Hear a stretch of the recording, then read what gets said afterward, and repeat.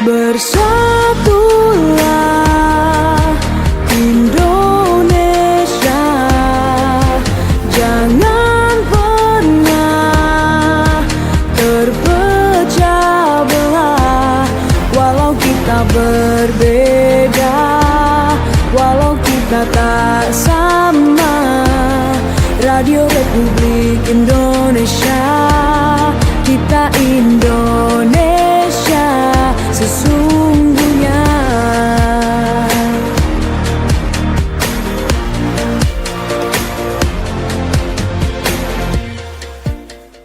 Baik, selamat pagi kembali dan terima kasih untuk Anda yang masih. Ini ada dari Ketua Program Studi Ilmu Administrasi Publik FIS Unima, ada Pak Dr. Devi S.R. Siwit, SIP MAP. Ya, selamat pagi Pak. Ini biar lebih akrab saya panggil Pak Devi aja, Pak Devi ya. Mungkin agak dekat dengan ya mikrofonnya supaya lebih jelas ya. Oke, Pak Devi gimana kabar hari ini Pak Devi? Baik, sangat baik, luar biasa. Luar biasa ya, walaupun cuaca agak kurang bersahabat pagi ini. Ya, kemudian didampingi di sampingnya juga ada dari Ketua Jurusan Ilmu Pemerintahan FISIP Unstrat, ada Pak Dr. Maksi Egeten SIP MSI. Selamat pagi juga Pak Maksi. Selamat pagi. Apa kabar? Baik. Sehat ya? Sehat. Oke. Selamat datang ya untuk kedua narasumber kita pagi ini. Kita akan berbicara tentang tindak lanjut Astacita Presiden tentang korupsi. Dan pendengar, Forum Kawanua pagi ini ya untuk Anda pendengar dan pemirsa, Anda bisa tonton langsung Forum Kawanua pagi ini juga melalui kanal YouTube RRI Manado ya. Kami akan berikan kesempatan juga nanti ada sesi interaktif ya Pak. Ada SMS, WhatsApp dan juga line telepon di 0821 9583 5080. Baik, ini kita berbicara terkait dengan tindak lanjut Astacita Presiden tentang korupsi. Korupsi kan itu ada dalam poin salah satu misi dari Presiden dan Wakil Presiden terpilih, Pak Prabowo Subianto dan Pak Wakil Presiden Gibran Rakabuming Raka. Ini korupsi ada di poin ke-7 ya, dan memang ini menjadi salah satu konsep misi dari Presiden dan Wakil Presiden untuk bagaimana mewujudkan Indonesia yang lebih baik. Ya, kalau kita berbicara korupsi memang sepertinya sudah tidak asing lagi ya bagi kita semua. Dan sepertinya tidak pernah hilang ya. Karena korupsi ini memang sudah terjadi sejak zaman dulu. Nah, ini kalau dari narasumber kita pagi ini bagaimana sebenarnya? Ini mungkin ada pengalaman-kah atau kapasitas yang bisa diceritakan pagi ini ya terkait dengan kapasitas Anda selaku akademisi. Mungkin dari Pak Devi dulu. Ya, silakan Pak Devi. Terima kasih. Sebenarnya kalau kita bicara korupsi secara umum ini sebenarnya berbicara tentang fenomena sosial. Fenomena ya. Fenomena sosial dalam hal ini adalah interaksi sosial sebenarnya yang menyimpang. Iya, kalau kita memahami secara utuh gitu ya, dan sumbernya. Tetapi memang kalau kita belajar ya, tracking di Google, kita bisa temukan bahwa persoalan korupsi ini sudah jadi sejak zaman dahulu. Iya, gitu ya. betul. Mesir kuno sudah ada ya, bahkan di Romawi kuno juga sudah ada. Di Indonesia apalagi begitu ya. Kalau kita belajar kan kita membaca sejarah memang dari dulu juga sudah ada korupsi. Tinggal ada upaya pemerintah ya sejak zaman Orde Baru kan, Orde Lama, Orde Baru itu sudah ada korupsinya. Tetapi rasanya karena kita mungkin masih negara yang fokus pada keamanan ya, stabilitas politik pada waktu itu sampai belum ada aturan atau undang-undang yang lebih eksplisit mengatur tentang korupsi. Nanti ketika terjadi reformasi tahun 99, maka dibentuklah undang-undang anti korupsi di Indonesia khususnya ya. Nomor 31 tahun 99, kemudian nomor 20 tahun 2001 ada diperbarui. Setiap pemerintahan ya sejak Orde Baru memiliki niat untuk terus memberantas korupsi. Terbukti dengan adanya Komisi Pemberantasan Korupsi. Tetapi memang persoalan ini karena ini bicara tentang penyakit sosial ya, masalah sosial Betul. Di mana manusia ada, tetap ada yang ya sifat manusia kan, kalau kita belajar teori Gon itu ya, ada teori Gon menurut Bolgen ya, bahwa korupsi itu disebabkan oleh 4 aspek. Bicara greed Gon ya, yang pertama greed itu keserakahan, kemudian memang orang serakah begitu ya, sehingga apapun tidak mencukupi kebutuhan. Kemudian bicara tentang opportunity, ya kesempatan dia melakukan korupsi. Nah kesempatan itu bisa terbuka peluang jika ada aturan yang bisa dimainkan begitu. Nah kemudian bicara tentang needs, kebutuhan itu. Jadi kebutuhan dari masyarakat seseorang ya, yang tentu kebutuhan sebenarnya tidak terbatas. Dan saya baca satu artikel bahwa kebutuhan kita akan, seberapapun pendapatan kita, maka kebutuhan kita akan lebih tinggi dari pendapatan kita. Baru expose itu ya, bahwa ketika orang melihat toh kalau korupsi diumumkan di mana-mana, contoh ya, baru-baru ada 270 triliun, dihukumnya cuma 6 tahun. Nah, jadi orang sampai kami siap dihukum berapa lama pun kami siap, yang penting dapat 270 triliun. Nah, seperti itu yang korupsi akan terus berkembang gitu ya. Walaupun memang penegakan hukum yang terus digalakkan. Itu mungkin. Ya. Baik, kalau dari Pak Maksi sendiri bagaimana Pak Maksi? Anda melihat ini? Terima kasih.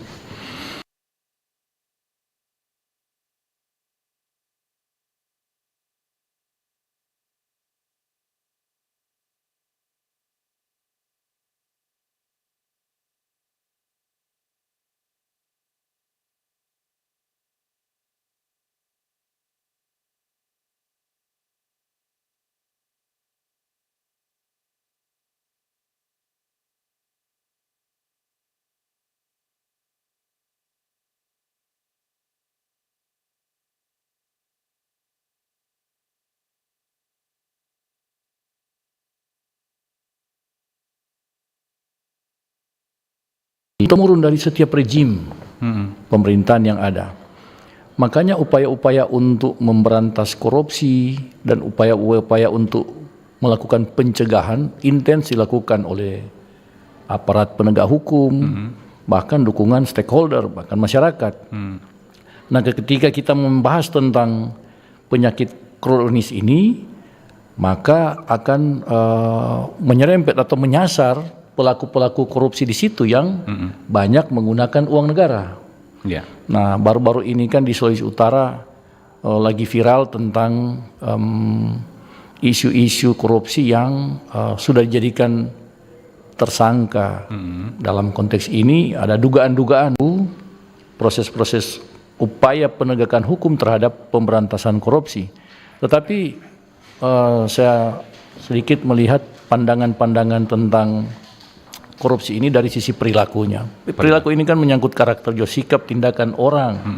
Ketika dia menggunakan uang-uang yang notabene itu uang negara yang peruntukannya untuk mungkin untuk pelayanan publik, untuk pembangunan dan untuk empowering, untuk pemberdayaan masyarakat. Tetapi ini kan disalahgunakan. Nah, oleh sebab itu memang kalau ini disalahgunakan tentu itu akan merugikan masyarakat, merugikan banyak orang. Karena ketika ini digelontorkan, dana itu diperuntukkan, ditata lewat mekanisme dalam APBD misalnya ya, dan sebagainya APBN, tentu itu tujuannya baik sebetulnya untuk tadi membangun infrastruktur, menciptakan pelayanan publik, dan ujung-ujungnya untuk pencapaian kesejahteraan welfare state ini. Tapi ternyata itu tidak terjadi. Kenapa? Karena ini sudah digerogoti, sudah disalahgunakan. Nah, makanya ini harus dicegah. Dan kalau memang sudah terjadi harus diberantas. Nah, payung-payung hukum, koridor atau frame yang membatasi itu kan sudah ada. Nah, tinggal kita masyarakat juga turut membantu aparat penegak hukum untuk banyak kaum intelektual justru. Para orang terpelajar, para pejabat negara, dan orang-orang yang ya lebih miris lagi yang berkecimpung dalam konteks organisasi keagamaan. Nah, barangkali ini Baik. ini menjadi kepentingan kita di kalangan kampus. Saya dengan Dev juga sebenarnya sepakat bahwa ini harus diberantas. Generasi yang kita ciptakan dari kampus itu kita bina karakternya, ini terutama karakter.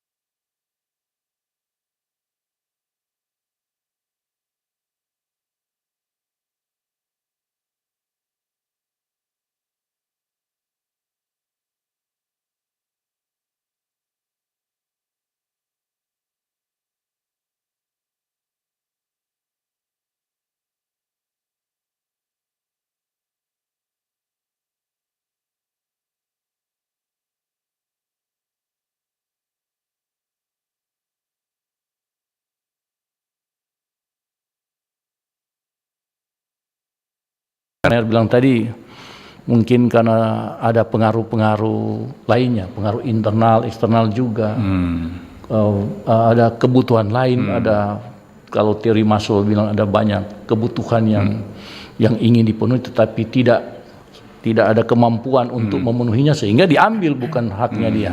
Oke. Nah itu sudah jauh ke pembicaraan ini. Cuma bagi saya bahwa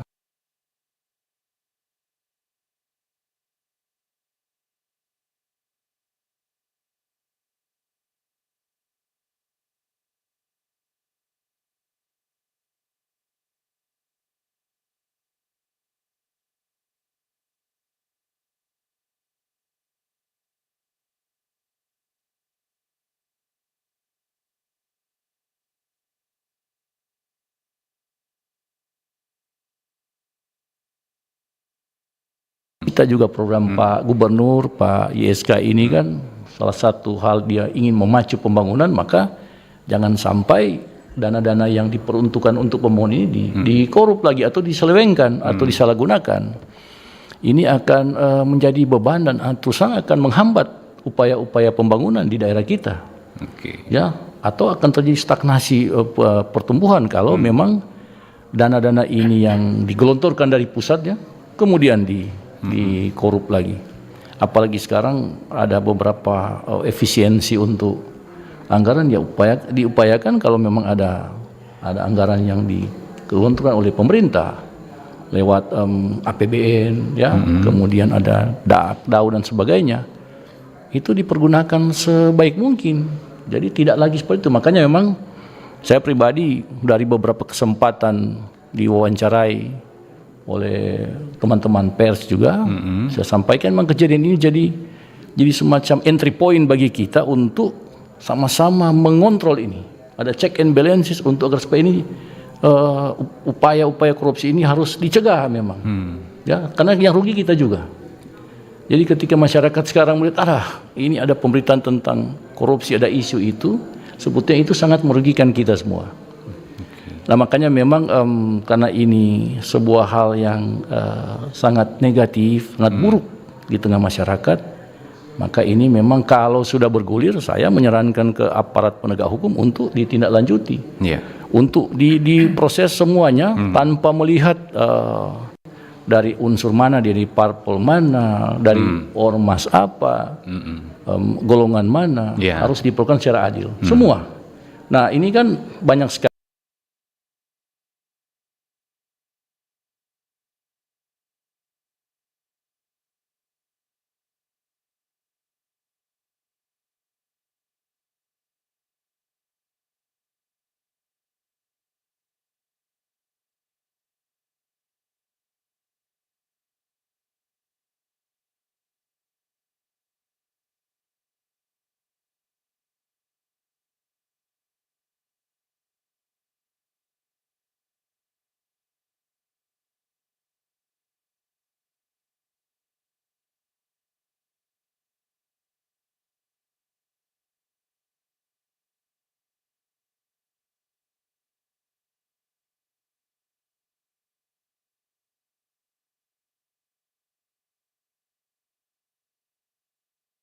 bahwa barang ini tidak bisa kita lakukan seenaknya, ya. Ada kontrol, ada upaya pencegahan terhadap hal itu. Saya kira Baik. Demikian. Baik Pak Maksi ya, memang luar biasa ya penjelasannya. Tapi kita akan memberikan kesempatan juga ya untuk pendengar dan juga pemirsa yang sementara menyaksikan kita pagi hari ini.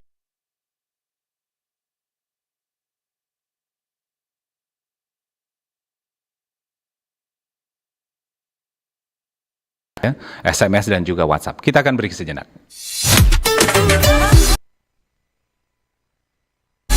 Kanal informasi dan inspirasi Pro1. Halo RRI.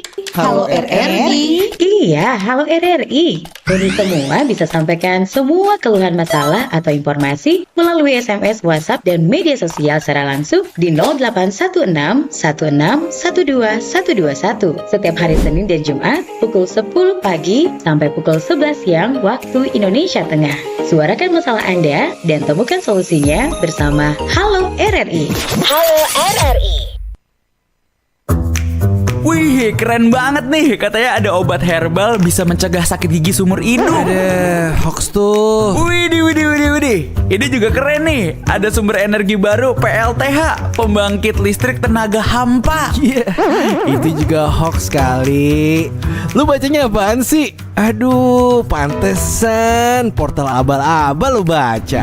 Kalau mau baca berita yang lengkap tapi udah verified, mulai dari berita nasional, internasional, olahraga, gaya hidup sampai hiburan, lu cukup klik rri.co.id. Di situ lu juga bisa streaming RRI digital. Aduh, makanya cek dulu biar gak kegocek di rri.co.id. Kanal informasi dan inspirasi Pro1. Baik pendengar, Forum Kawanua, kita kembali lagi untuk Anda di pagi ini masih berbicara dengan topik yang sama, tindak lanjut Astacita Presiden tentang korupsi ya.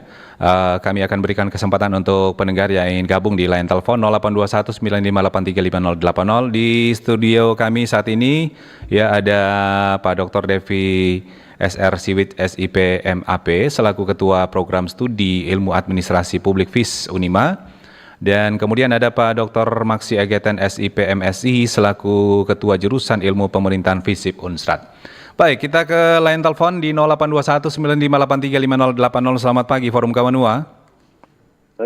Tabia, selamat pagi. Pak Heri. Michael dan Heri. Iya, baik. Pak Heri bisa langsung ke pertanyaannya. Silakan Pak Heri. Iya, selamat pagi kedua Bapak narasumber. Selamat pagi. Ya, Salam sehat. Ini guru-guru besar, dosen-dosen toh. Iya. Iya, silakan. Komentar saya pertama begini Bapak narasumber. Jangan ada mahasiswa. Ya. Mahasiswa bukan mahasiswa. Jadi mau turun ke jalan untuk memperjuangkan nasib bangsa cuman karena sewaan.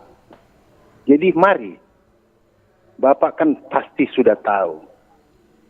Ajak mahasiswa untuk turun ke jalan untuk sebagai prolegnas draft perampasan aset. Itu kan belum masuk dalam draft perampasan aset untuk prolegnas setahun ini. Mari dorong untuk mahasiswa untuk memperjuangkan. Jangan hanya turun karena inilah yang lain-lain yang kita sebenarnya sudah ketahui bersama. Nah sekarang Bapak begini kan, ini penyelenggara negara ini yang sebenarnya harus ada laporan-laporan. Apalagi pada waktu dia mau baru duduk. Dia harusnya sudah menyampaikan DP kekayaan ini, DP budel-budel ini. Iya, Pak. Apabila tersangka, tidak minta-minta, tersangka, tergoda, itu undang-undangan perampasan aset itu, yang hanya mesti dirampas itu, yang tidak dapat dipertanggungjawabkan. Iya, Pak Heri mungkin bisa langsung ke pertanyaan karena kita mengingat waktu Pak Heri ya. Silakan Pak Heri. Ini sudah bentuk pertanyaan Pak Michael. Oh ya. Agar betul-betul efek jerah para koruptor-koruptor nanti ini itu harus berdasarkan undang-undang. Jadi kalau hanya berdasarkan apresiasi untuk BPK itu kan yang semua kita sudah ketahui bersama untuk mengantisipasi korupsi-korupsi yang ada di Sulawesi Utara. Oke. Jadi juga itu harus bicara secara transparan. Baik, Pak Ya, Heri. seberapa boleh ada yang masuk dalam podcast agar Iya. supaya juga Sulawesi Utara ini lebih disegani dan lebih secara terbuka diketahui oleh masyarakat. Baik, Pak Dan Heri. begini ya, hukuman mati Bapak narasumber, saya kurang setuju kalau cuma hanya hukuman mati atau penjara di pulau banyak dikelilingi dengan hiu. Yang paling dibutuhkan itu adalah perampasan aset yang dikorupsi. Sebab kalau tidak ada perampasan, walaupun hukuman mati, dia akan berubah jadi seumur hidup dan turun-menurun bahkan sampai 5 tahun karena disogok. Jadi itu yang perlu harus dibahas. Agar supaya betul-betul juga, itu betul-betul untuk pembahasan perampasan itu harus di tahun ini. Iya, Dan baik, Pak Heri. supaya ya, untuk kesejahteraan bangsa dan negara. Terima Oke. kasih. Selamat pagi. Baik, terima kasih Pak Heri Tateli ya untuk beberapa pertanyaan. Ya kalau masih ada kita tampung untuk 1 atau 2 penelpon lagi di 082195835080. Baik, selamat pagi Forum Kawanua. Halo, selamat pagi Forum Kawanua. Selamat pagi. Profesor Manado. Iya, ini dari versinya anak muda ini, Motoling. Cliff. Dari Motoling Minang Selatan. Selamat Silakan. pagi Bapak narasumber dari akademis ya. Iya, oke. Bung Cliff Saya bisa mau langsung bertanya dengan begini, pertanyaan. Kan Iya. Bapak kan akademisi. Hmm. Berarti peneliti dan banyak kajian-kajian ilmiah dan analisis. Kira-kira koruptor, hukuman apa yang paling pantas untuk mereka dapatkan begitu? Karena tidak pernah habis ini korupsi selalu ada, seperti sudah mengakar. Jadi kira-kira sebagai akademisi, hukuman apa yang paling pantas didapat oleh para koruptor? Itu saja, terima kasih. Itu saja. Selamat Oke, pagi. baik. Baik, kita tampung dulu untuk 2 penelpon ya di Forum Kawanua pagi ini. Dari Pak Heri ini mempertanyakan jangan sampai ada mahasiswa yang disebut-sebut mahasiswa ketika turun ke jalan, mereka turun karena disewa begitu untuk memperjuangkan hak. Nah, kemudian mempertanyakan terkait dengan efek jerah ya, transparan dan pertanyaan ketiga terkait dengan hukuman mati. Ini hampir mirip dengan pertanyaan penelpon kedua ya. Ini hukuman yang pantas untuk para koruptor ini seperti apa? Mungkin dari Pak Dervi dulu, silakan. Oke, terima kasih. Jadi kita ini sebagai dosen, Iya. sebagai pendidik tentu di kampus itu kita ada pertama kita secara kognitif tentunya ya, memberikan pemahaman pengetahuan termasuk juga korupsi gitu ya. Nah, kemudian kita mengajarkan efektifnya bagaimana tidak hanya sekedar pengetahuan tapi mampu menjadi bagian di dalam hidup mahasiswa tentunya ya. Nah, tetapi yang paling penting adalah mahasiswa ini kan ketika di kampus mereka belajar, kita mengajar efektif, kognitif efektif dan psikomotoriknya agar terbangun sehingga menjadi satu orang yang dewasa mandiri dan berpengetahuan. Tapi di satu sisi mereka juga punya lingkungan sendiri ya dengan berbagai dinamika fenomena sehingga ketika ada persoalan yang membawa jiwa mereka untuk turun ke demo misalnya ya. Nah, itu sama sekali sangat tergantung dari apa motif mereka begitu ya ketika apa yang lebih banyak mempengaruhi. Tapi sekali lagi kalau kita di kampus itu kita mengajarkan bagaimana menjadi sesuatu yang ideal begitu ya. Ideal dengan melihat fakta bagaimana kita tetap eksis, tetap konsisten terhadap saya pakai kata nilai kebenaran itu ya dalam segala aspek termasuk soal korupsi. Nah, gitu ya. Sehingga memang tanggung jawab kita sangat terbatas ketika keluar dari lingkungan itu ya. Karena pendidikan tidak hanya di kampus tetapi pendidikan juga ada di masyarakat. Betul. Di keluarga. Nah, itu ya. Nah, kemudian yang paling penting juga begini ya. Sebenarnya kalau kita bicara konteks korupsi, siapa sih sumber korupsi itu sebenarnya? Nah, kita jangan kita harus memandang secara fair begitu ya, bahwa sebenarnya korupsi ini juga ada andil dari masyarakat gitu ya. Contoh seperti ini. Ketika ada pemimpin, kemudian ada masyarakat datang minta dana, misalnya kasihlah proposal segala macam kan. Ketika tidak ada dana untuk itu, cara berpikir masyarakat terhadap seorang pejabat itu menjadi unrespect begitu. Kalau bahasa mana koncula, pelit apa gitu ya. Jadi kecenderungan manusia kan ingin berbuat sesuatu yang baik dan direspek oleh orang gitu ya. Orang normal kan begitu. Iya. Ingin berbuat dan dinilai dengan baik, dinilai baik oleh orang. Nah, sehingga andil juga dari masyarakat begitu ya. Nah, kemudian bagaimana sikap masyarakat yang konsisten? Saya dari bulan Juli sampai Desember 2024 tahun lalu kita dikontrak oleh Komisi Pemberantasan Korupsi kerjasama. Ada 42 perguruan tinggi di Indonesia dan di Sulawesi Utara itu Universitas Negeri Manado ditunjuk dalam pelaksanaan survei penilaian integritas pejabat negara di Sulawesi Utara. Nah, kebetulan saya ditunjuk sebagai ketua dan kita di wilayah itu di seluruh pemerintah kabupaten kota. Nah, ketika kita survei dan juga data kita butuh dari masyarakat, ketika kita berbicara secara dalam bentuk dialog dengan masyarakat ya, di instansi di mana kita lakukan survei, masyarakat itu mengeluh. Ini ya ketika kita masuk dalam proses survei harus mengisi kuesioner itu yang disampaikan oleh masyarakat, justru mereka tidak mau terbuka. Mereka lebih hati-hati. Artinya bagaimana peran masyarakat juga sangat penting dalam kontrol. Nah, seperti itu menjadi kesulitan ya sebenarnya. Jadi proses penyelesaian korupsi pencegahan lah ya, atau upaya meminimalisir korupsi tidak hanya dari pemerintah dengan undang-undangnya. Saya pikir kalau undang-undang sudah lumayan begitu ya. Tapi bagaimana juga masyarakat yang mampu berpartisipasi dalam upaya pencegahan korupsi ini. Jangan justru menjoroki pemerintah untuk melakukan korupsi. Nah, seperti itu. Kalau bicara tentang hukuman seberat ya, efek jerah. Coba kita lihat ya, di mana-mana tetap ada hukuman yang ada hukuman yang sangat tinggi, yang mestinya kan ada efek jerah kepada orang lain begitu, berhati-hati, tapi tetap ada juga begitu ya.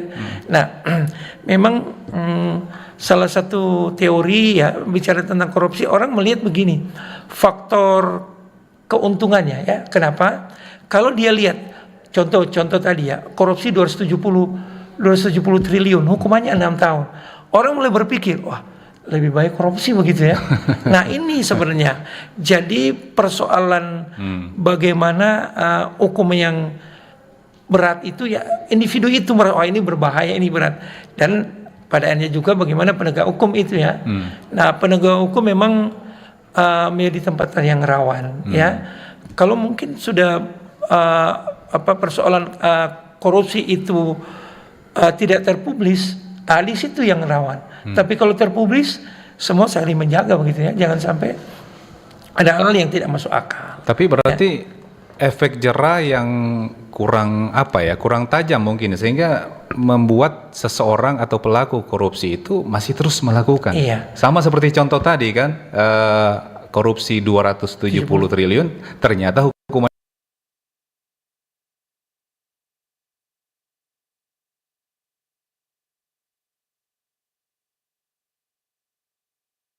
pengadilan. Nah, seperti itu juga karena memang sekali lagi rawan-rawan di situ begitu ya.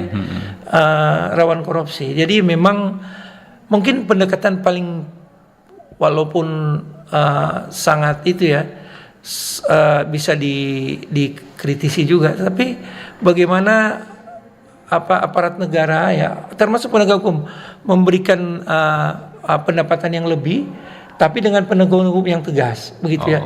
Ketika mereka mendapatkan pendapatan yang lebih dan kesejahteraan ya. Ketika ada ketahuan ya, mereka punya hukuman yang lebih 2 kali lipat malah. Nah, seperti itu. Coba pendekatan seperti itu ya. Walaupun memang sekarang banyak hakim kan banyak hakim yang baru-baru ada 3 hakim kasus korupsi menerima suap untuk mengatur keputusan begitu ya. Tetapi memang korupsi ini bagaimana perlu ada perumusan yang tepat. Tentu juga karena begini, kasus korupsi itu tidak hanya sekedar murni ada niat jahat, ada mensreanya, tapi mungkin bisa jadi ada pendekatan politis itu, ada persoalan politis di situ ya. Baik. Jadi memang hati-hati supaya ada berkeadilan juga ketika memutuskan korupsi. Tapi yang jelas korupsi itu betul-betul adalah kejahatan luar biasa yang harus mendapat hukuman juga yang memang secara luar biasa juga. Betul. Oke, kalau dari Pak Maksi gimana Pak Maksi? Makasih. Iya. Pak Michael, saya menanggapi pertanyaan dan pernyataan Pak Heri tadi. Iya. Saya pernah jadi staf ahli di lembaga tinggi negara, di DPD dan MPR RI. Iya. Jadi pembuatan undang-undang itu kan usulan pemerintah kemudian menjadi hak dari lembaga legislatif, karena dia mempunyai tugas dalam bidang legislasi di DPR. Nah, undang-undang itu ada 2 substansi sebetulnya. Pertama substansi hukum dan substansi politik karena dilahirkan oleh lembaga politik. Nah, undang-undang tentang perampasan aset itu kan sudah lama diusulkan. Iya. Tinggal menunggu political will dari lembaga itu apakah mau di ratifikasi atau tidak. Nah, memang kalau ini undang-undang sebetulnya banyak yang menginginkannya, apalagi civil society dari para pegiat anti korupsi dan semua masyarakat seperti Pak Heri juga. Saya juga berkeinginan seperti itu, tapi memang terganjal dalam konteks pengambilan keputusan di lembaga politik. Nah, itu memang menjadi pergumulan kita karena fraksi-fraksi yang notabene mempunyai kursi mayoritas di parlemen kan masih tarik-menarik tentang upaya-upaya untuk meratifikasi undang-undang ini menjadi undang-undang. Ini kan baru rancangan yang disodorkan. Nah, kalau memang ini sudah, maka ini baguslah untuk reformasi di bidang hukum, terutama dalam upaya pemberantasan korupsi. Karena ini kan masuk dalam program legislasi nasional atau prolegnas seperti Pak Heri sampaikan tadi. Nah, kita berharap bahwa negara ini dengan kepemimpinan Pak Prabowo, dengan memiliki suara juga dukungan mayoritas di parlemen, dengan koalisi yang mereka bangun itu bisa menelurkan secepatnya untuk undang-undang perampasan aset ini supaya memang ada efek jerah terhadap orang-orang yang duduk di birokrasi pemerintahan atau di lembaga manapun yang menggunakan uang negara itu untuk takut melakukan korupsi. Karena kalau dilakukan maka dia akan dimiskinkan dengan payung undang-undang ini, akan dirampas semua aset-asetnya supaya ada efek jerah dan dia tidak mau melakukan lagi. Yang kedua tentang hukuman. Sistem politik kita dengan demokratisasi yang sedang bergulir dinamis sampai sekarang ini, memang menurut pendapat saya memang ada tarik-menarik tentang hukuman apa yang akan diberikan.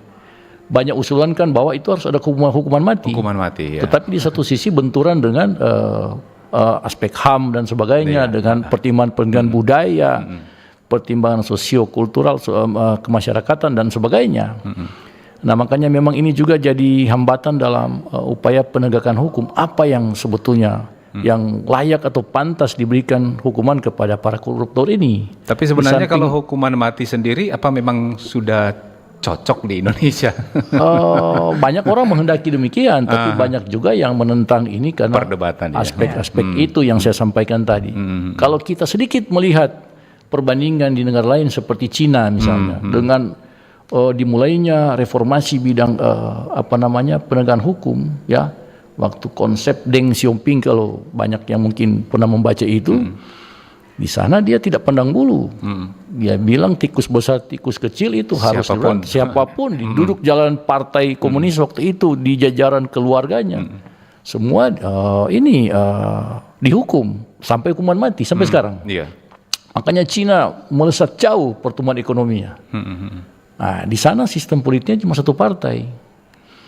Nah, proses demokratisasi di sana bukan tidak jalan, ya, malah dikritik oleh negara lain bahwa demokrasi tidak jalan di sana karena cuma satu partai. Tetapi dalam konteks pemberantasan korupsi, kita banyak mencontoh ke Cina sampai sekarang. Makanya ketika itu dilakukan, para pejabat takut untuk menggerogoti uang negara sampai sekarang. Nah, menjadi pertanyaan apakah di negara kita bisa begitu? Sebetulnya menurut pendapat saya bisa. Tergantung itu political will atau keberanian dari rejim atau siapa yang memimpin untuk melaksanakan itu, meskipun akan mendapat hambatan-hambatan politik. Saya di samping ketua jurusan, saya dengan Pak Dev ini dosen ilmu politik juga gitu. Nah, kita mengajarkan kepada mahasiswa tentang sebuah sistem politik dari berbagai negara termasuk Indonesia, ya, dengan sistem presidensial tuh, kemudian suara-suara mayoritas di parlemen, di DPR itu yang juga banyak dipengaruhi oleh keputusan.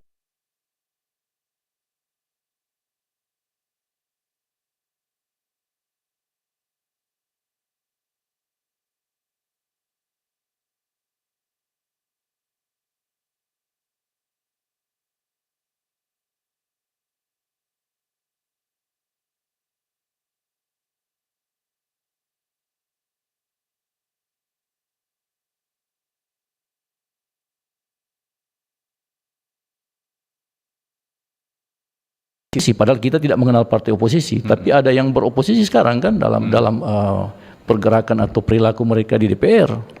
Itu menjadi problem juga. Nah, makanya memang khusus di Sulawesi Utara menurut saya apa yang dilakukan oleh aparat penegak hukum sekarang, Pak Kapolda, Pak Kejati itu menurut saya sudah maksimal, meskipun belum menyentuh semua karena banyak sekali laporan dugaan korupsi.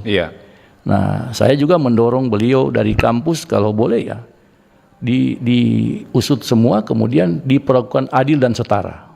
Penting sekali kita ada kesetaraan dalam hal ini, ada persamaan untuk melihat sesuai dengan bukti-bukti permulaan dan sebagainya untuk agar supaya itu diusut. Kemudian kalau tanggapan dari kampus juga, para mahasiswa kan kita ini banyak mahasiswa kritis sekarang, ya, banyak organisasi kemahasiswaan, apalagi di kampus saya di FISIP, terkenal dengan kampus reformasi, mahasiswa berani-berani kritis.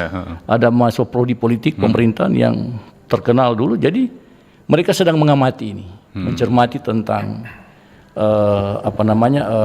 dinamika yang sedang berjalan sekarang di daerah kita. Tentu saya sebagai dosen, sebagai pemimpin di situ juga tidak boleh ini merekayasa agar supaya mereka demo. Mesti bangkit dari kesadaran kolektif mahasiswa ini, apakah ini memang harus dari mahasiswa itu sendiri mahasiswa harus turun ke jalan mendukung pemerintah, mendukung masyarakat untuk upaya-upaya pencegahan maupun pemberantasan korupsi. Itu dikembalikan ke mahasiswa. Tapi kami dosen, kalau memang ada gerakan-gerakan seperti itu kami dukung. Jadi kami dukung untuk tadi Pak Heri sampaikan bahwa jangan jadi mahasiswa. Saya sedikit menyampaikan, bukan membela mahasiswa, tidak. Mahasiswa kita kan masih murni. Tidak ada yang sewa menyewa di sana. Jadi kalau mereka demo ya murni bagian dari upaya keprihatinan, dan mahasiswa ini sebagai pilar demokrasi ya, yang mereka tampil itu memang atas dasar pemikiran atau hati nurani mereka untuk kira-kira ada hal-hal yang kurang baik, maka mereka melakukan upaya presur supaya ada perubahan dalam sebuah konteks pemerintahan yang ada di daerah ini. Berarti ketika mahasiswa turun ke jalan untuk melakukan demo, itu berarti diizinkan kampus atau gimana? Kalau demonstrasi dari teori apalagi yang sudah anarkis begitu. Enggak. Kita memahami tentang terminologi demonstrasi. Kita ajarkan ke mahasiswa dalam sebuah sistem politik bahwa demonstrasi itu dibolehkan. Dalam teori-teori sistem politik itu demonstrasi itu bagian dari partisipasi politik. Kalau ada yang belajar tentang itu tahulah ini. Banyak teori dari Almond segala macam itu mengiyakan demikian. Cuma demonstrasi yang seperti apa akan disampaikan itu kan penyampaian aspirasi. Konteksnya kalau memang demo atau di jalanan itu bisa. Tentu dengan aturan-aturan yang diperlukan oleh pemerintah, ada pemberitahuan dan sebagainya, tapi demonstrasi itu substansinya tidak boleh tadi anarkis. Berarti kan kita menyampaikan pendapat lisan maupun pendapat lisan dengan upaya-upaya demonstrasi atau upaya-upaya lainnya yang sifatnya positif. Ya, betul. Kalau memang ada yang anarkis itu tidak boleh. Kampus tidak mengiyakan mahasiswa untuk melakukan demo kayak begitu.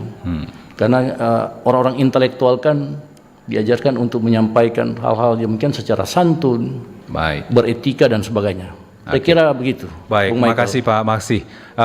Sebelum kita lanjut, mungkin kita ke sesi WhatsApp dulu ya.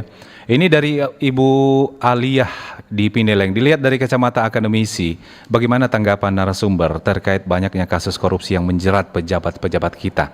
Nah, hukumannya apa yang pantas bagi koruptor itu? Terima kasih. Mungkin sudah dijawab tadi ya. Kita lanjut ke pertanyaan yang kedua. Menurut kedua narasumber, bagaimana seseorang jika terjebak dalam sistem dan dianggap sebagai koruptor? Dari Lisa di kampus. Nah, ini menarik ini Pak. Gimana? Mungkin Pak Devi dulu. Oke, jadi gini, memang kasus korupsi di kita, kalau kita lihat dari aspek sistem ya, karena begini, saya tidak korupsi, saya tidak korupsi. Tapi ketika saya mau mengurus sesuatu, ya contoh ini contoh tapi tidak terjadi begitu pada saya. Saya ini mengurus pangkat begitu ya, Kenaikan pangkat. Saya datang ke di mana harus mengurus itu ya. Waktu saya datang, saya ini ternyata tumpukan berkas itu banyak sekali. Saya paling bawah misalnya. Betul, paham. Sementara saya butuh, misalnya ke luar daerah di Jakarta misalnya, saya butuh mau cepat.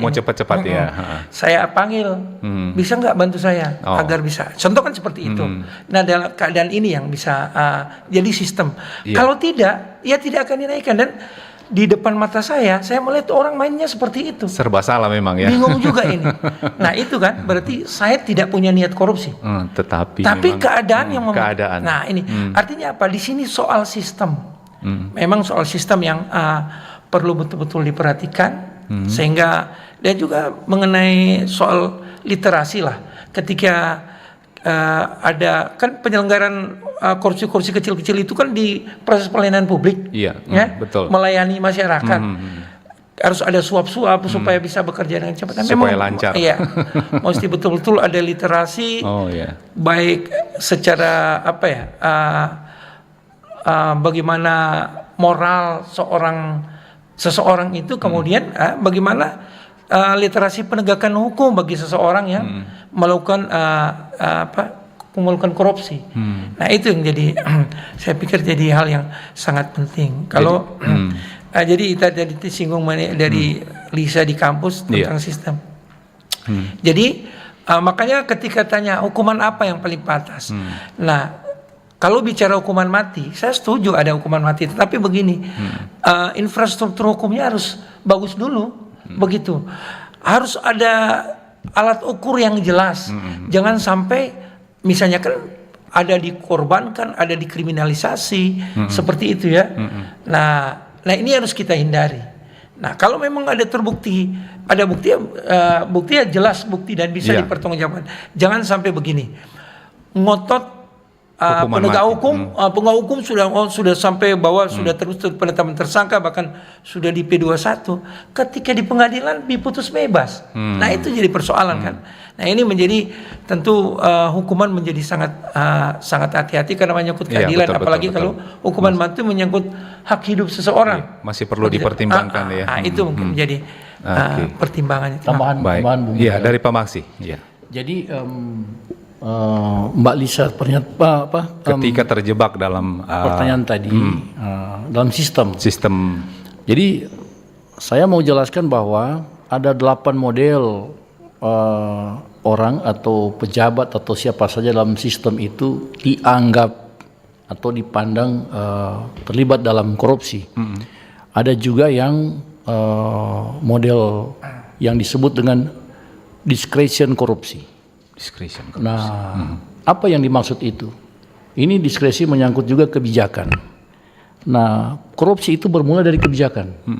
Kebijakan dikeluarkan misalnya pemberian dana hibah, itu kebijakan.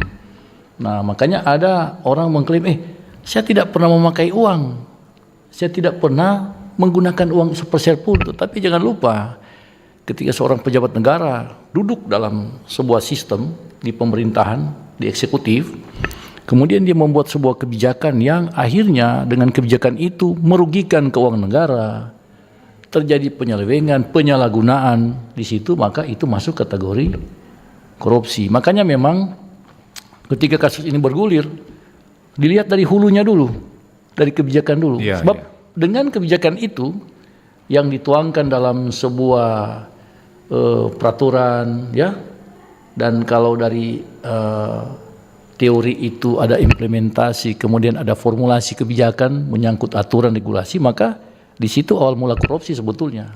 Makanya pertanyaan Lisa ini bagus juga. Kalau seseorang terjebak dalam sistem, ya, apakah memang dianggap korupsi? Bisa kalau dia terlibat dalam kebijakan itu. Makanya memang terjadi perdebatan di pengadilan nanti. Bukan bidang kami, tapi sering terjadi perdebatan tentang kapasitas seseorang yang disangkakan kemudian dianggap korupsi padahal dia tidak menggunakan uang negara, uang itu. Padahal bukan cuma dia menggunakan uang menyelewengkan kebijakannya. Makanya penyidik mengambil itu dengan pertimbangan aturan tentu saja, dua alat bukti dan sebagainya, dianggap terlibat itu. Tinggal bagaimana melakukan adu argumentasi tentang hal ini. Tetapi dari perspektif teori dan konsep saya sampaikan itu bisa karena kebijakan ini kan yang dikeluarkan itu bisa menjebak seseorang itu, ya. Betul. Dia mungkin tahu atau ada yang tidak tahu, tetapi itu yang bisa menjadi jawaban kami terhadap pertanyaan Mbak Lisa tadi. Saya kira demikian. Baik, memang tergantung dari kita masing-masing juga ya, jangan sampai terjebak dalam sistem ya. Mungkin kita masih ada waktu ya untuk sesi terakhir. Kita ke line telepon mungkin ya, kalau masih ada di 082195835080 ya. Nah, baik, karena kita sudah di sesi-sesi terakhir ya, forum Kawanua pagi ini hanya akan berakhir sampai di pukul 10. Memang kalau berbicara korupsi waktunya agak kurang ya. Ini sebenarnya kalau dari kedua narasumber, ini sebenarnya mengapa korupsi itu terus terjadi? Dan seperti seolah-olahnya tidak akan pernah hilang. Itu apakah karena ada faktor kekuasaan, kesempatan, atau karena peluang, atau mungkin sanksi yang kurang memberikan efek jerah? Bagaimana, Pak Devi? Ya, saya pikir apa yang disampaikan tadi semua itu ada.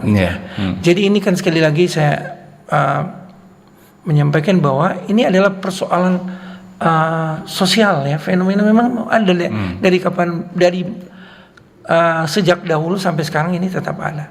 Makanya perlu ada riset, penting sekali untuk riset bagaimana kecenderungan perilaku korupsi itu. Sehingga riset kan begini, kita sulit juga kalau kita pakai teori-teori yang sifatnya universal yang tidak berlaku di kita. Makanya perlu riset secara kualitatif untuk khusus di daerah Sulawesi Utara ini. Misalnya kalau pendekatannya di Sulawesi Utara, kira-kira apa penyebab sampai orang cenderung korupsi? Karena itu berangkat dari perilaku menyimpang. Nah, kalau kita belajar teori pendidikan anak usia dini, perilaku menyimpang ketika dewasa ada persoalan ketika dia hidup antara 1 sampai 5 tahun. Ada persoalan di situ.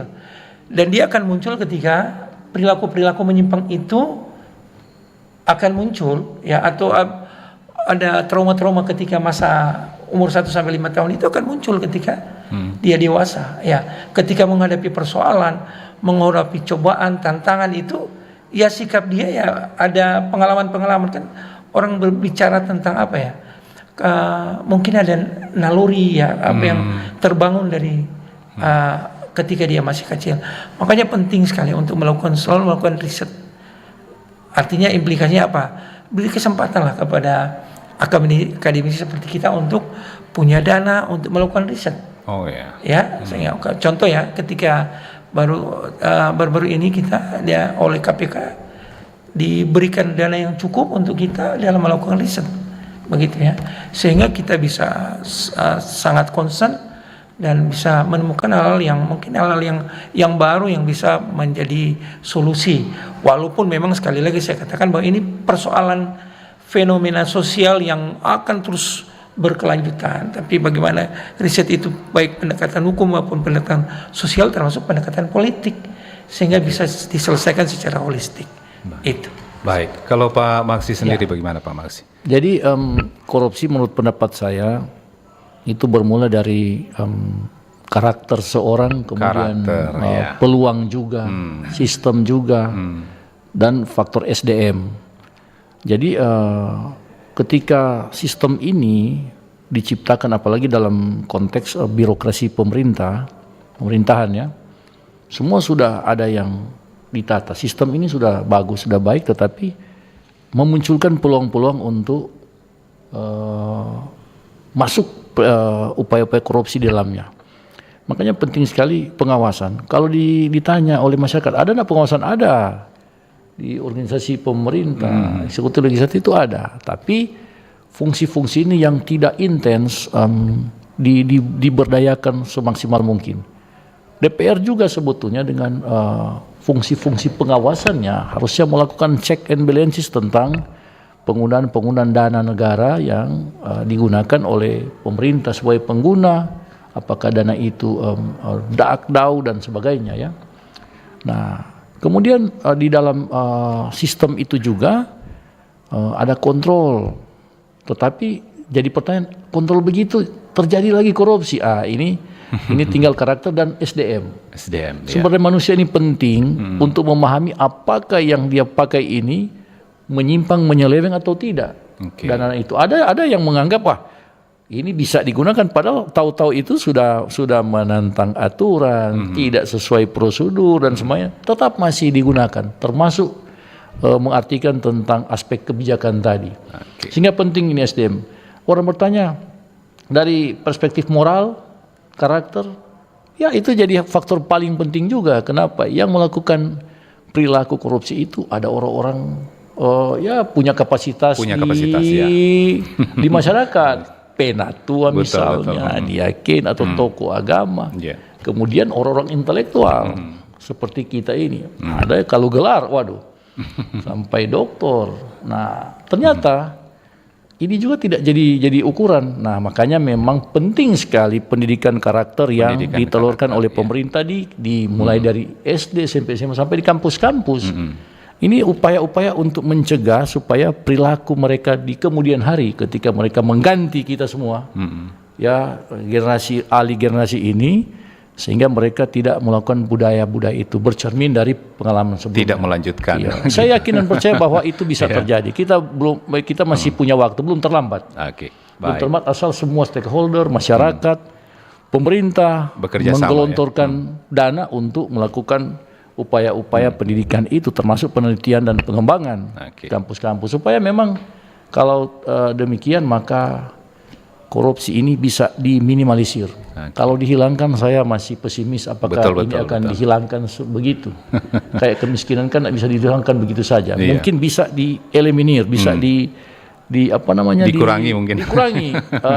Kalau misalnya mereka melakukan korupsi 100%, minimal 95% itu sudah dikurangi. Masih ada sedikit-sedikit. Masih, iya. 5%. Makanya memang di negara kita, daerah kita ini memang fungsi-fungsi pemerintahan itu harus benar-benar dipahami para birokrat juga. Saya di kampus kita ada prodi ilmu pemerintahan S2. Saya tekankan juga tentang aspek itu, tentang pemahaman dari seorang birokrat tentang fungsi-fungsi dia sebagai public service, dia fungsi sebagai development, pembangunan, dan fungsi empowering. Kalau dia memahami, tentu saja di situ kan tugas-tugas pemerintah ini ada kaitan dengan penggunaan dana. Nah, sekarang bagaimana dia orientasinya untuk mempertanggungjawabkan itu lewat SPJ misalnya. Ada kan mereka berpikir, pakai aja kemudian nanti direkayasa di SPJ nanti. Ada begitu. Para birokrat tahu lah ini. Ada workshop, ada FGD seperti itu, hadir berapa orang, kemudian ini kan kalau memang ada seperti itu, ini dihilangkan. Ini kan budaya-budaya atau perilaku korup sebetulnya. Nah, ini kami berharap kita sama-sama membangun budaya-budaya anti korupsi dari semua, bukan cuma di kampus, di kalangan pemerintahan, dari semua lini, DPR semua lini. Saya kira demikian, Bung Michael. Terima kasih. Terima kasih Pak Maksi. Ya, memang korupsi ya bukan fenomena lagi, tetapi sudah menjadi penyakit kronis ya. Dan kita sudah ada di penghujung forum Kawan Uwa pagi ini. Mungkin masing-masing narasumber 1 menit sebagai closing statement kita untuk pagi ini. Silakan. Pak Devi dulu. Realitas sekarang ya, secara aktual bahwa untuk pencegahan korupsi perlu banyak literasi. Oke. Karena korupsi itu tidak hanya sekedar dapat ambil uang, tapi salah kebijakan itu korupsi juga. Oke. Sehingga perlu ada pemahaman yang jelas tentang korupsi sehingga banyak masyarakat tidak terjebak dengan hal itu. Baik. Kasih. Terima kasih Pak Devi. Pak Maksi, silakan. Ya, saya kira korupsi ini adalah penyakit kronis dan kita sama-sama harus memberantasnya dan mencegahnya. Betul. Mari kita dukung aparat penegak hukum, Pak Kapolda, Pak Kejati beserta semua jajarannya untuk melakukan upaya-upaya penegakan hukum dalam memberantas korupsi ini, tentu dengan melihat asas praduga tak bersalah, kemudian melihat aspek-aspek keadilan yang ada di masyarakat sehingga ini terwujud. Dan kalau ada masyarakat, mari kita dukung mereka. Baik. Ya, bukan menentang mereka. Kalau memang ini kita serahkan prosesnya ke mereka, kita yang menjadi alat kontrol terhadap upaya-upaya Pak Kapolda dan jajarannya dan lembaga-lembaga lain yang berkompeten dalam menangani korupsi ini. Saya kira demikian. Baik. Terima kasih. Dan sekali lagi terima kasih untuk atensi ya Anda yang sudah mendengarkan kita di pagi hari ini ya. Jadi kesimpulan kita dalam dialog Forum Kaunua pagi ini, mari bersama-sama kita perangi korupsi dan katakan tidak pada korupsi. Ya, terima kasih sekali lagi untuk narasumber kita pagi ini sudah memberikan waktu kurang lebih 1 jam ya. Dalam Forum Kaunua ada Ketua Program Studi Ilmu Administrasi Publik FIS Unima, Pak Dr. Devi SR Siwit SIP MAP, kemudian dari Ketua Jurusan Ilmu Pemerintahan FISIP Unsrat, Pak Dr. Maksi Egeten SIP MSc. Sekali lagi terima kasih untuk waktunya Bapak berdua. Ya, salam sukses terus untuk Anda ya ke depannya. Dan dengan demikian berakhir sudah kebersamaan kita untuk Forum Kaunua pagi hari ini. Ya, saya Michael yang bertugas mengucapkan terima kasih. Selamat pagi dan sampai jumpa. Bersatulah Indonesia, jangan pernah terpecah belah. Walau kita berbeda, walau kita tak sama, Radio Republik Indonesia, kita Indonesia.